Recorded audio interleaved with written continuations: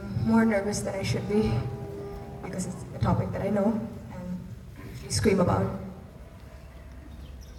I have a riddle for you, and I will need answers. A man is on his way to work when he gets a call from the hospital saying that his son has been in an accident. While he is signing consent forms, the boy is taken to the operation room, and the surgeon says, "I cannot operate on him. He is my son." How is this possible?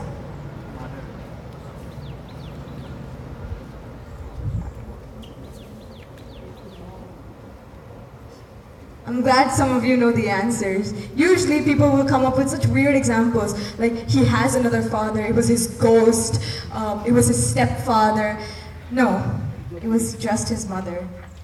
Why is that when I say doctor, scientist, engineer, you think of a man, and when I say teacher or nurse, you think a woman? When we see a woman in a headdress, we think oppressed or subdued. But when we see a nun, we think empowered, spiritual. What's happening in everyone's head right now, there's something called internalized gender bias. Good morning, and happy 71st Independence Day to you all. Woo. I never knew how much I liked football until I saw the field and boys playing a few years ago. I'm not really sure what attracted me, but I decided to go for it. Little did I know, not only was I completely inexperienced, but also that it was a male-dominated sport.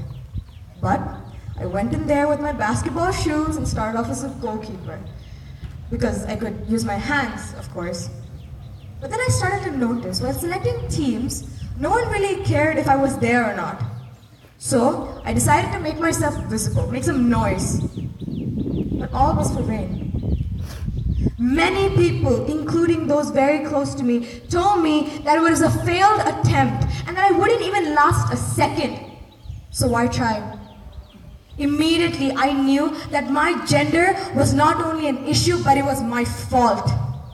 The lack of equal opportunity was my fault because I chose a male-dominated sport. We live in a patriarchal society whether we like it or not. Women are objectified, domesticated, and put down. And it's not uncommon to see the man as the head of the house, where the woman cooks, cleans, finds your socks, gives you advice, and scolds you because you don't understand the importance of plastic covers.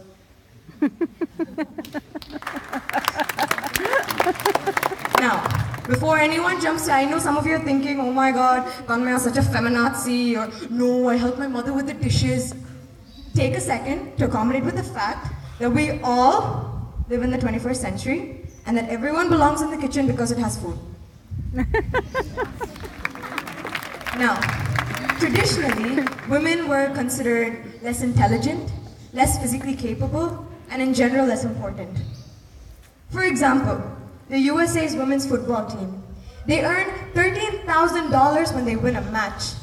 The men, they get $17,000 for the same match. Forget that. How many of you know Sunil Chetri? Raise your hands. He is the captain of the men's football team in India. Now, how many of you, honestly, know NG Baladevi? Only 3. She is the women's captain of the women's football team. It's unfortunate that not many of you know that. At least I had the opportunity to play. Some girls don't even get basic education rights. Let's see how we view men and women in our society. If a man raises his voice, he is known to show his dominance. But if a woman raises her voice, she is considered too emotional. Women don't get the luxury, more like basic rights, like walking at night or traveling alone, which is unfortunate. I mean, we have laws that better protect our cows than our women.